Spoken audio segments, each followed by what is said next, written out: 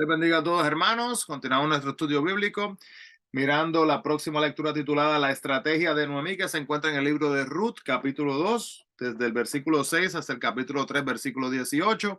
Estamos mirando en este momento, hermanos, estamos pasando un libro nuevo, así que vamos a hablar un poquito sobre el libro de Ruth. Vamos a orar y así nos metemos de lleno en ese estudio. Amado Dios, gracias, Padre, porque nuevamente nos permites que nos despertemos en esta mañana. Nos permite, Señor, una oportunidad en la que podemos reconocer, Padre, que tú eres el camino, la verdad y la vida. Ayúdanos, Padre, a caminar, a pensar, a actuar en nuestras vidas de una manera, Padre, que le demostremos a otros a través de nuestro testimonio que tú eres real. Te agradecemos estas cosas y las pedimos en el nombre de Jesús. Amén y amén. Así que, hermanos, mucho que hablar. Terminamos entonces con el libro de Jueces, capítulo 16. Luego continuamos rapidito, vamos a discutir rapidito. Luego pasa el libro de el Jueces, capítulo 17, la idolatría en la tribu de Dan. Están por allá, que se dirige luego la tribu de Dan hacia el norte, ¿verdad? Con su pecado. Hay una guerra en contra de la tribu de Benjamín.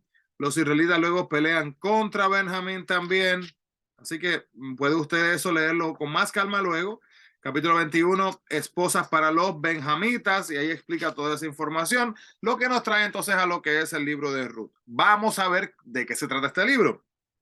El propósito de este libro es mostrar cómo tres personas permanecieron firmes en carácter y lealtad a Dios, aun cuando colapsaba la sociedad que los rodea. Eso como que se parece, ¿verdad?, al día de hoy. Muchas veces vemos alrededor, miramos a la izquierda, a la derecha, y no encontramos, hermanos, muchas veces nada bueno, ¿verdad? Así que vamos a aprender de eso. El autor es desconocido. Algunas personas piensan que el libro fue escrito quizás por Samuel, pero la evidencia interna sugiere que se escribió después de su muerte, así que no se ha establecido exactamente. Um, la fecha fue poco después del periodo de los jueces, 1375 hasta el 1050 antes de Cristo.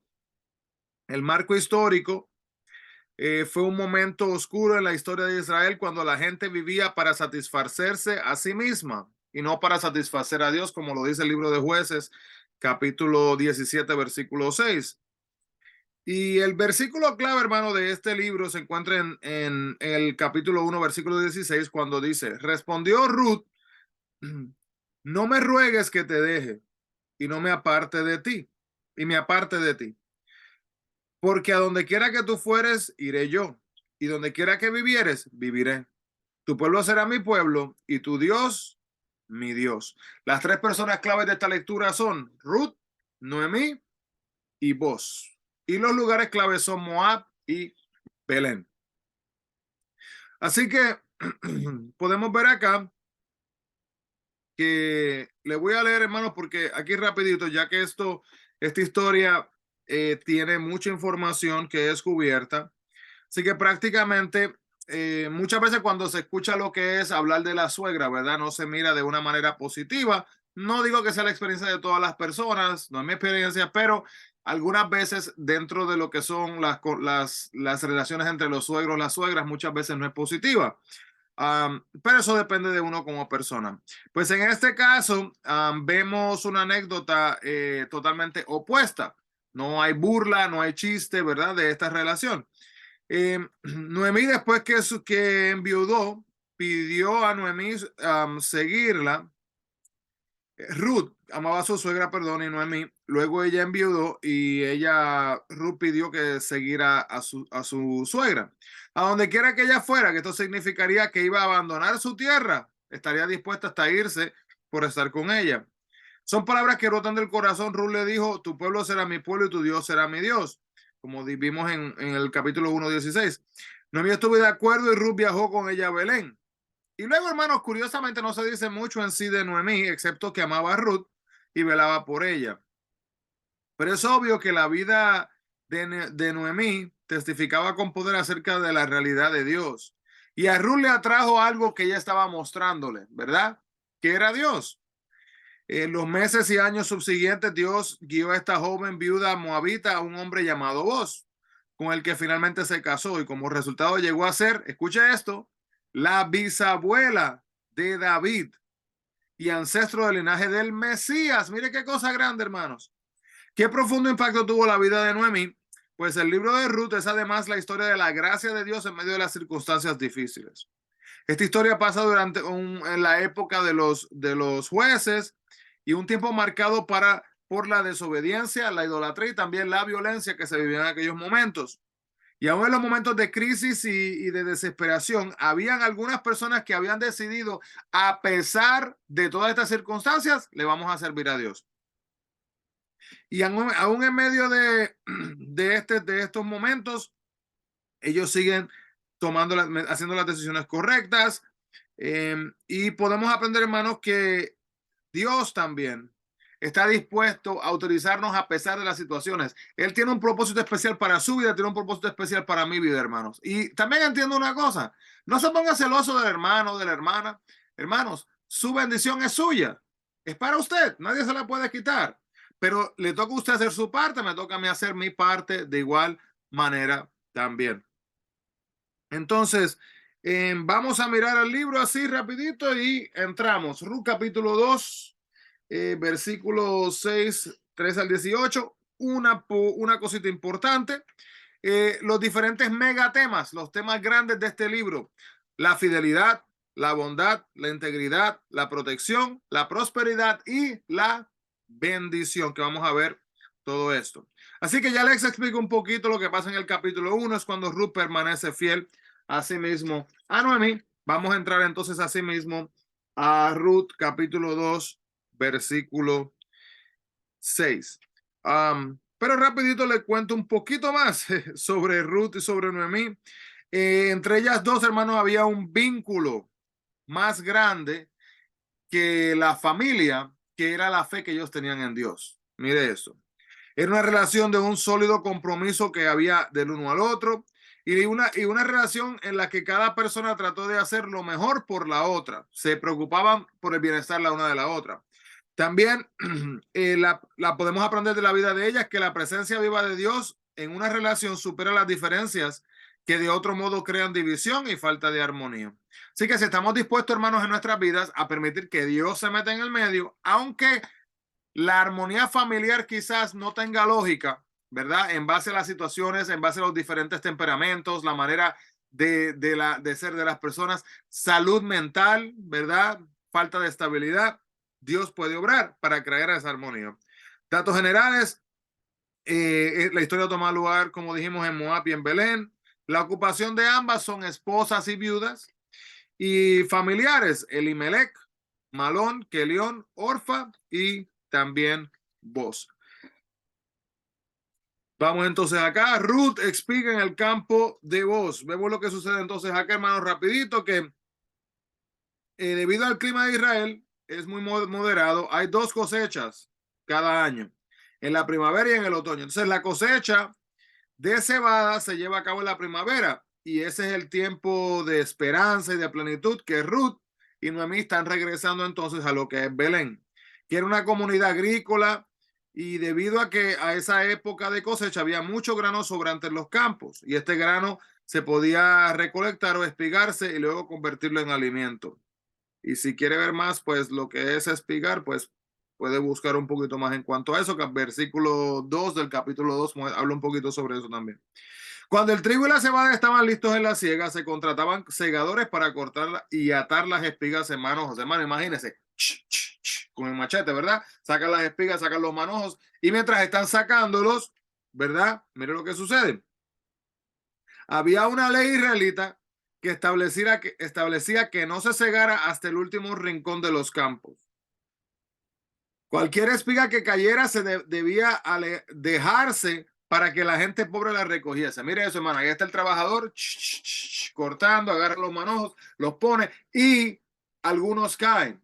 Entonces, en vez de doblarse a recogerlos, no. La ley era que tenían que dejarlo ahí para que pudieran comer las personas pobres. Entonces, hermano, había un plan establecido para suplirle a las personas que estaban en necesidad. Y esto lo utilizaban para comer, como dice Levítico 19:9, 23:22, Deuteronomio 24:19. Así que anoten por ahí, luego puede leer un poquito más si desea. El propósito de esta era alimentar a los pobres e impedir que los dueños lo acapararan todo. Y esto le serviría como una especie de programa de bienestar social en Israel. Y debido a que era una viuda sin medios para mantenerse sola, Ruth fue a los campos a espigar. Entonces vemos acá que Ruth hizo suya una tierra extraña en lugar de depender de Noemí o esperar que ella llegara a la buena fortuna, tomó la iniciativa, fue a trabajar. No tuvo miedo de admitir su necesidad ni de trabajar duro para satisfacerla. Cuando Ruth salió a los campos, Dios le proveyó para ella. Y nosotros tenemos que entender, hermano, que nosotros también nos toca a veces, tenemos que tomar ese paso de fe para así permitir que Dios venga y Dios se manifieste y abra la puerta. La tarea, aunque sea humilde, agotadora y quizás vil, dirían algunos, Ruth llevó a cabo esta tarea, hermanos, con fidelidad. ¿Y qué actitud demuestra usted cuando tiene que confrontar algo que quizás es incómodo? Buena, mala, difícil, ¿verdad? Tenemos que tener cuidado. También, hermanos, el hecho de que la vida de Ruth mostró cualidades admirables, ¿verdad? Trabajaba duro, era amorosa, bondadosa, fiel y valiente. Cualidades de las cuales podemos aprender en la manera que nosotros vivimos nuestras vidas. Y los personajes de este libro son ejemplos clásicos de gente buena en acción. Podemos ver que Boaz fue más allá del propósito de la ley, de la ciega al demostrar su bondad y generosidad. Porque mire esto, hermano, no solamente él permitió que Ruth espigara en su campo, sino que además dijo a sus trabajadores que dejaran caer más, que dejaran caer a propósito, ¿verdad? Algo de espiga en el camino, y de su abundancia ayudó al necesitado. ¿Cuánto podría ayudar usted más? ¿Cuánto podría ayudar yo? ¿Verdad? Preguntas que podemos reflexionar.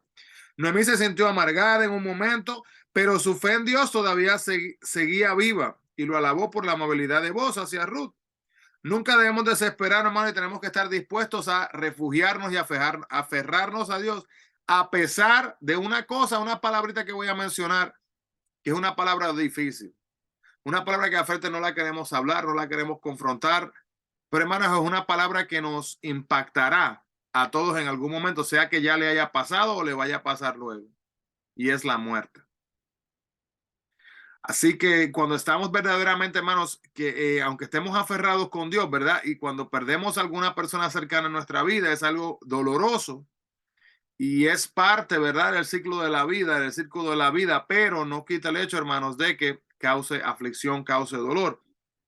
Entonces, tenemos que entender que a pesar de todas esas angustias, hermanos, y a pesar de hasta la muerte de alguien, tenemos que estar dispuestos a buscar de Dios y a confiar en Él.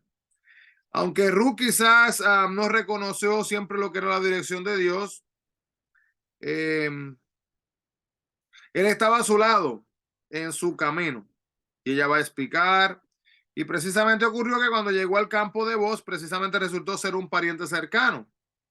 Y esto fue algo más que una simple coincidencia. Dios ya lo tenía establecido, hermanos, que iba a ser parte del plan que le llevaría hasta el momento de esta historia.